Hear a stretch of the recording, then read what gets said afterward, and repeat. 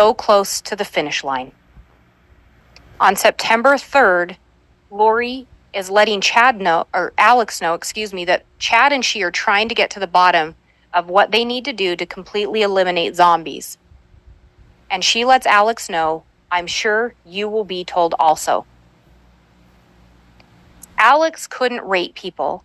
Alex didn't discern if people were light and dark. Alex got the information from Lori and Chad. Lori got the information from Chad.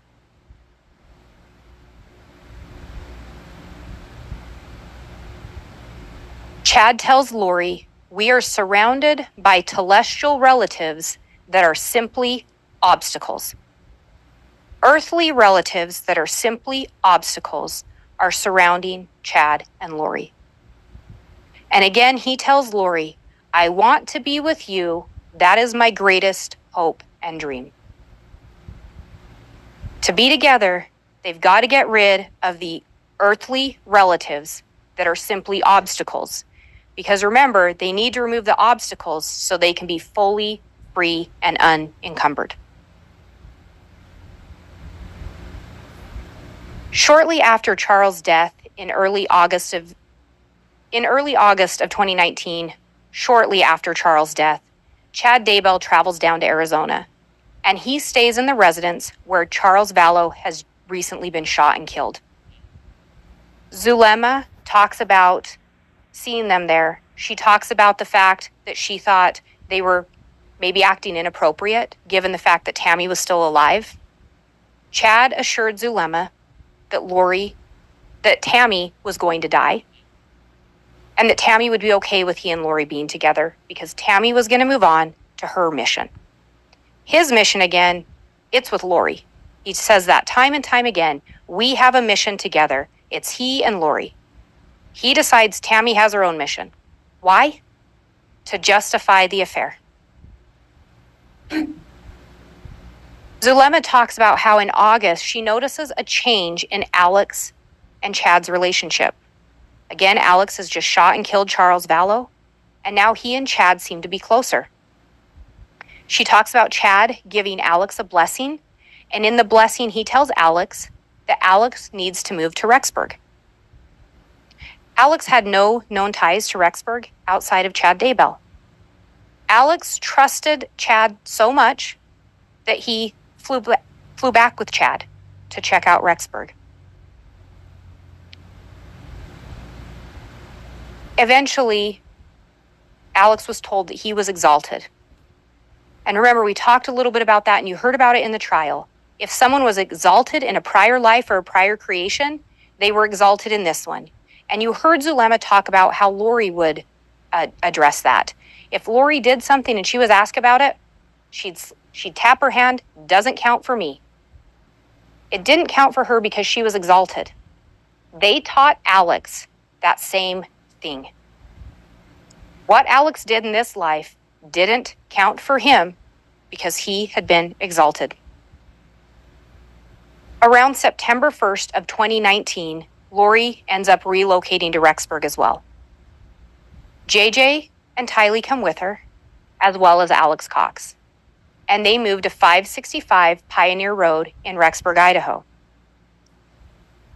Lori ended up telling the principal of JJ's school, Josh Wilson, that she moved to Rexburg because her husband had died of a heart attack and she wanted to move close to family. Lori had no family in Rexburg. Her connection to Rexburg was Chad Daybell.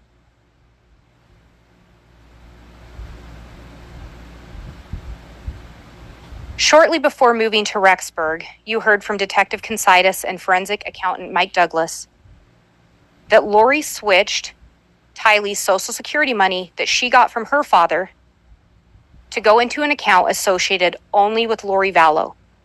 That change was made on August 16th of 2019. They then moved to Idaho around September 1st of 2019. Before Lori moved to Rexburg, Chad had already shared with her that Tylee was dark and JJ was dark.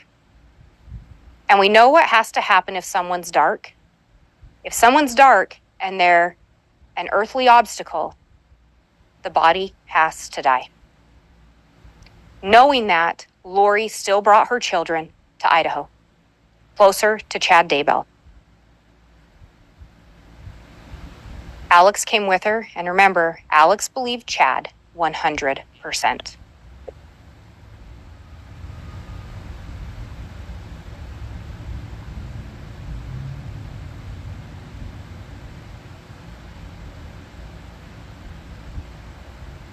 In July, 7 days after Charles' death, Chad Daybell texts Lori, "I've been instructed to focus my efforts on Hillary."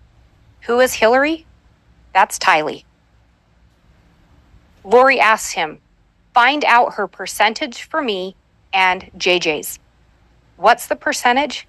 It's the death percentage. Chad's response, "She is at 0.13. I turned up the pain to 10. Tylee is a 16-year-old girl.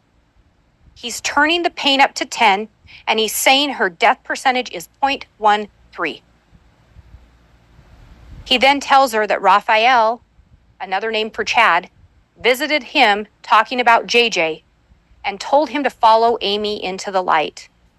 We all know what it means if someone says, follow someone into the light. July 23rd, again, Lori to Chad, "Check Tylee." Why does she want Tylee checked? She's being super sweet and helpful. Her daughter was being sweet and helpful, and Lori wants to know, is she dark? What's her death percentage? And who is she asking for that information? Chad Daybell.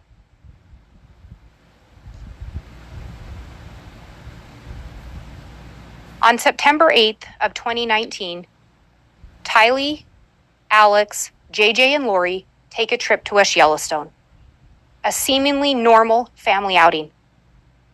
However, we know that was the last time Tylee Ryan is ever seen alive. And what is Chad Daybell doing on September 8th of 2019?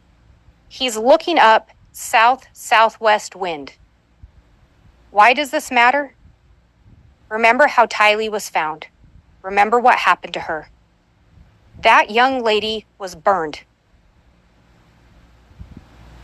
Her remains discovered on Chad Daybell's property.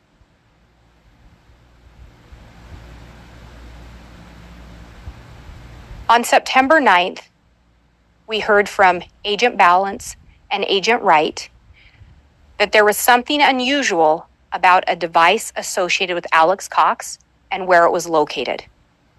You heard that when Alex first arrived in Rexburg, his device was at apartment 175 from September 1st to September 5th. Pretty much all the time, or at normal hours of the day, appeared to be residing there. After that, that device is mainly associated with apartment 107.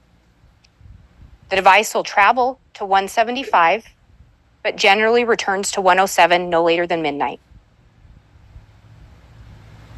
The day after, the early morning hours after the last day Tylee is seen alive, that device is at Lori's apartment, apartment 175, the apartment where Tylee Ryan was known to reside, at 2:42 in the morning. The only time in the month of September, with the exception of the first 5 days and the exception of September 30th when that device was left with Lori Vallow, the only time that device is there in those early morning hours.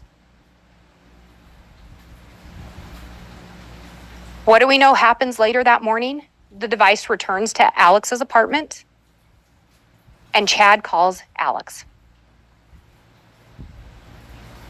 Where does Alex go after Chad calls him? He heads to Chad's property.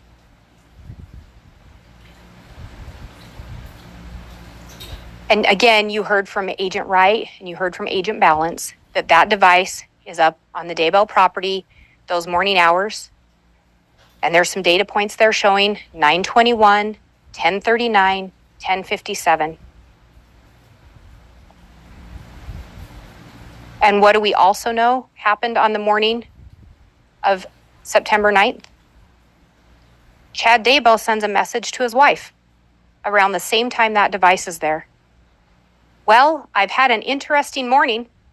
I felt I should burn all of the limb debris by the fire pit before it got too soaked by the coming storms. Limb debris, not tree, limb debris. While I did so, I spotted a big raccoon along the fence. I hurried and got my gun, and he was still walking along. I got close enough that one shot did the trick. He is now in our pet cemetery. Fun times. Where was Tylee Ryan's body found? Where those red data points are. In Chad Daybell's pet cemetery. Some of her remains in the fire pit.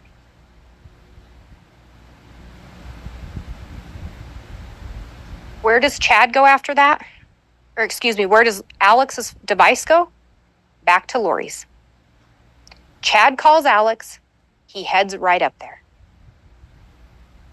Alex goes, Lori's apartment, Alex's apartment, Chad's property, back to Lori's.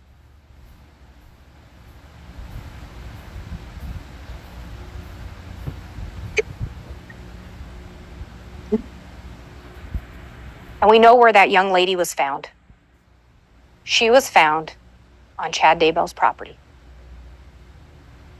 Chad labels someone dark. Chad says if someone's so dark or a zombie, the body has to die. Alex believes Chad 100%.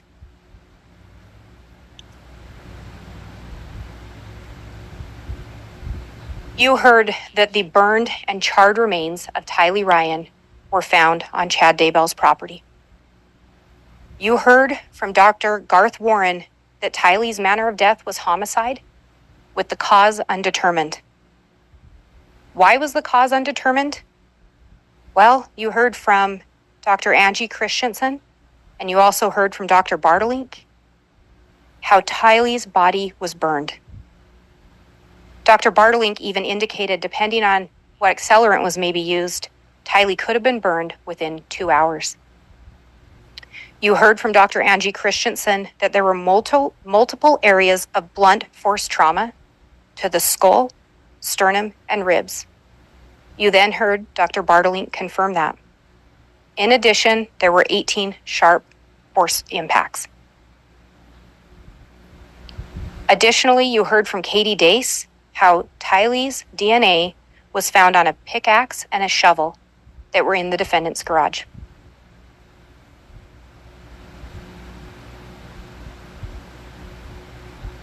We also heard from Alice and Todd Gilbert, and Alice Gilbert talked about how when Tylee was still missing, before she was found, Alice asked Chad about her.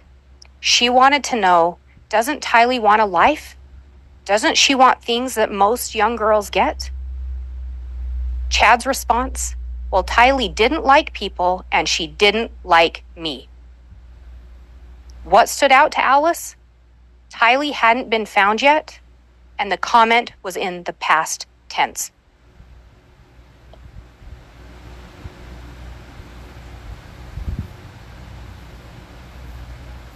Tylee was now gone, but JJ was still alive. We heard from Zulema Pastenis how she visited in September.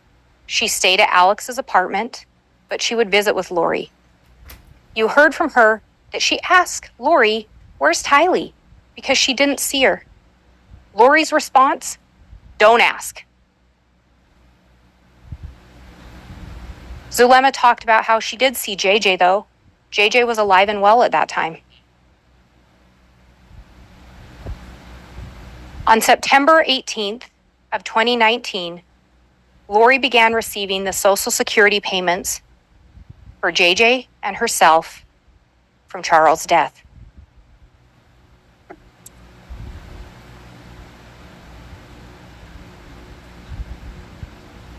Back in July, again, shortly after Charles' death, Lori's asking Chad, I need you to check JJ. Why? He was calm and wanted to watch movies. Her kid's calm and wants to watch movies, and her first thought, have Chad check him. Chad's response, JJ is at a 2.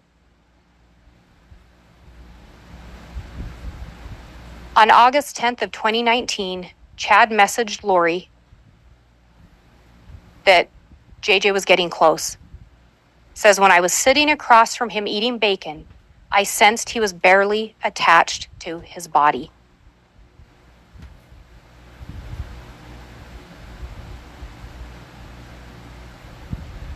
On August 10th again, Lori had asked, please check JJ. Chad's response, or then Lori further pushes, is he at 0 yet?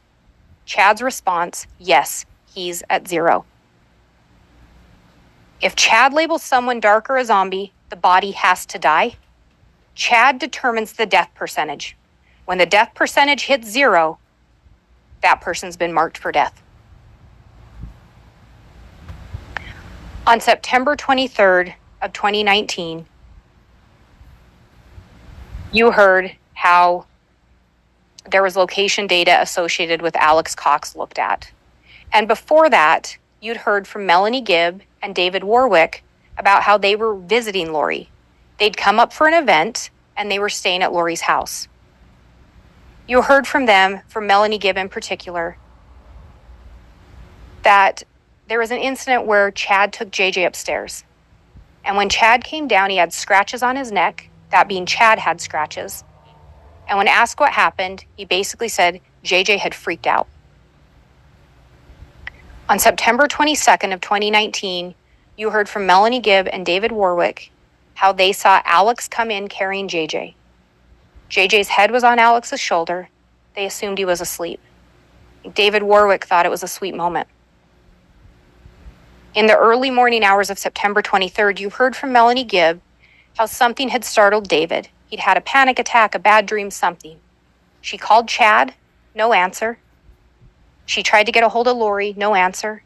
She tried Lori's door, and it was locked.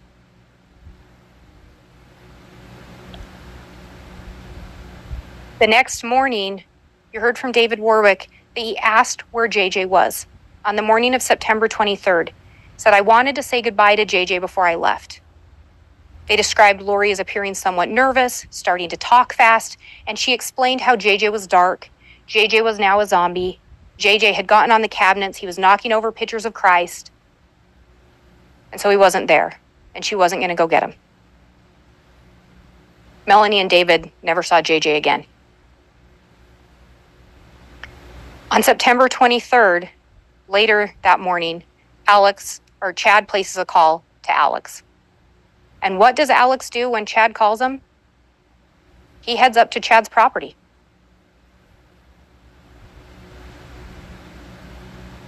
And what do we then know?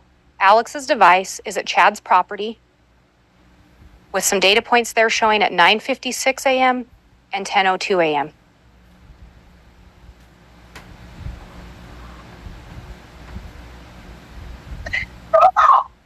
Oh, thank goodness. We know where JJ was found. JJ was found on Chad Daybell's property, close to where those red data marks are.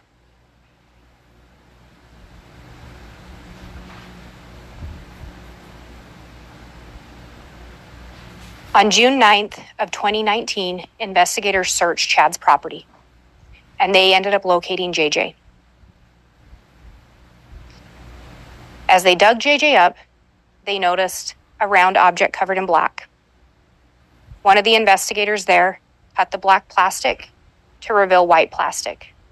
They cut the white plastic, and brown human hair came through. They'd finally found JJ. JJ had been buried with his arms duct taped together, the duct tape running around from elbow to elbow. He had duct tape over his mouth. He had a plastic bag over his head, tape over that plastic bag, and then he was placed in black garbage bags and discarded. That's how JJ was found. Chad labeled him dark. Chad said his death percentage was at 0. Chad said the plan was for he and Lori to be together unencumbered by earthly relatives, earthly obstacles. Chad said those things. And Alex believed Chad 100%.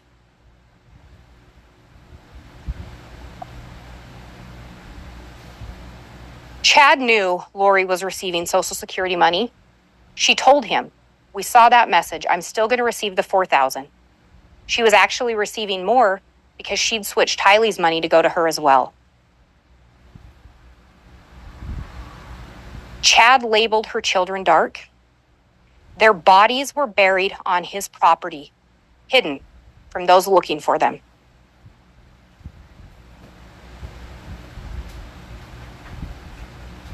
With them gone, he could be with Lori. Her time was completely free for him.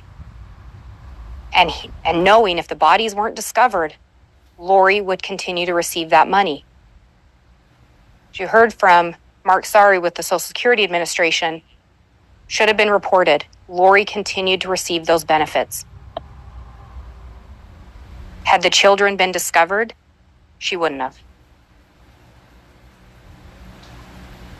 Melanie Pulowski talked about how she visited Lori towards the end of September, and when she visited, neither Tylee or JJ were present. She said she asked Lori about Tylee, and she was told that Tylee was at school or with friends. Well, you heard from Wynn Hill. Tylee was never registered, never applied, never associated with BYU Idaho. But that was Lori's story for Melanie Pulowski. When Melanie asked where JJ was, Lori told her, "He has a nanny. She's really helpful." Melanie described that she couldn't really get a clear answer from Lori. But what you also heard from both Melanie Pulowski and Ian Pulowski is Melanie trusted Chad and Lori. She looked to them as parental figures. She turned to them for advice and guidance. And particularly with Chad, she talked about that. She turned to Chad to find out if people were light or dark. We know that around October 2nd of 2019, Tylee Ryan's Jeep travels to Arizona. And you heard from Brandon Boudreaux about what happened. Brandon Boudreaux saw the Jeep, saw a gun, and someone took a shot at him. That someone was Alex Cox. Brandon Boudreaux had been determined to be dark by Chad Daybell. That bullet hit the top of Brandon's car. Brandon lived to report it. He lived to tell what happened. Brandon said that Jeep was missing the tire off the back. He noticed that. And you heard from analyst Heidemann how on October 2nd, Chad and Lori were seen in Rexburg, Idaho, storing a tire. During that trip, we talked about a device being at Lori's apartment, one of Alex's devices, on September 30th. It was during that trip. He'd left the device with Lori. And you heard Zulema talk about how Chad and Lori would try to encourage her to move to Rexburg, and particularly Chad. He gave her several blessings where that was part of the blessing. Zulema expressed she didn't know how she was going to make that work. She didn't have ties here. Her job wasn't here. Her kids weren't here. And she expressed to Lori, "I don't know how I'd financially do it." Lori said, "Don't worry. Melanie," referring to Melanie Pulowski, "will take care of us." Melanie was still legally married to Brandon when that shot was fired. Melanie had kids with Brandon. Lori knew if dad dies, kids get Social Security. The custodian, the mother, gets Social Security benefits.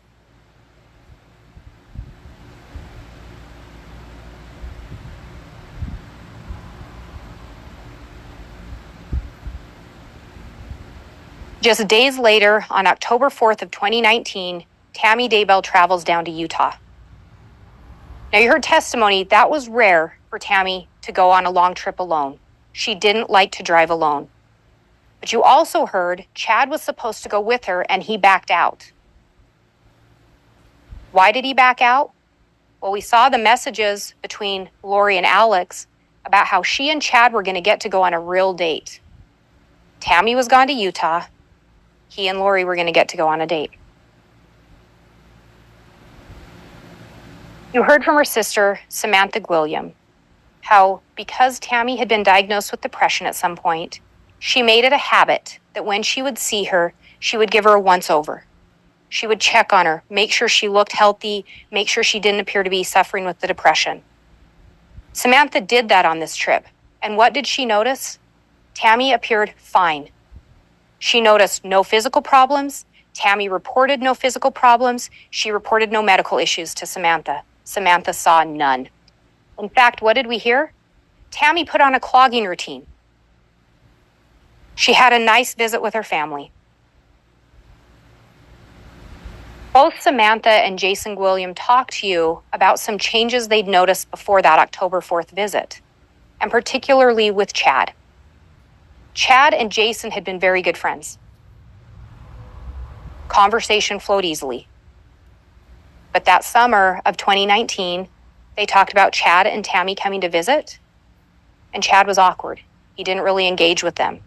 They took note of it, but they didn't know what was going on. Then you heard from Samantha how Tammy was down there around her birthday. Samantha didn't even know Tammy was going to be in Utah. Tammy runs up to the door to give her birthday present, gets to stay just long enough to watch her open it. Chad never left the car. Chad and Jason were friends. And you heard Samantha say they'd had no falling out. Nothing that she could think to explain why Chad wouldn't come into the house.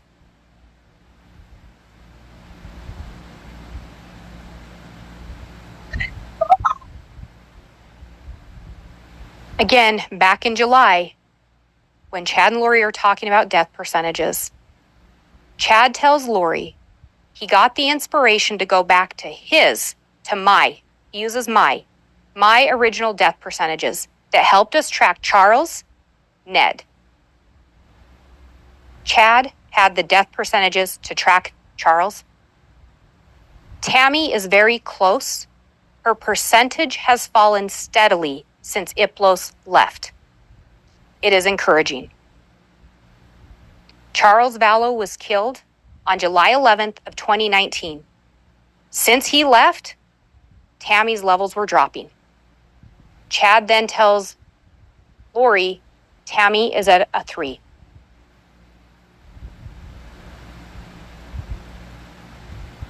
Chad tells Lori on July 30th of 2019, this afternoon, Tammy said she felt lightheaded, as if her body and spirit weren't connected. Interestingly enough, Coroner Dye made a similar note in a report that Chad told her something along the lines of Tammy not feeling connected to her body. Chad said that back in July. On October 5th, Chad messages Lori, big news about Tammy. The short version is she has been switched. Tammy is in limbo, and a level 3 demonic entity named Viola is in her body. Tammy's now a zombie, essentially, or she has a dark entity in her. Again, someone's dark, someone's a zombie, the body has to die. And Chad can tell and controls the death percentages.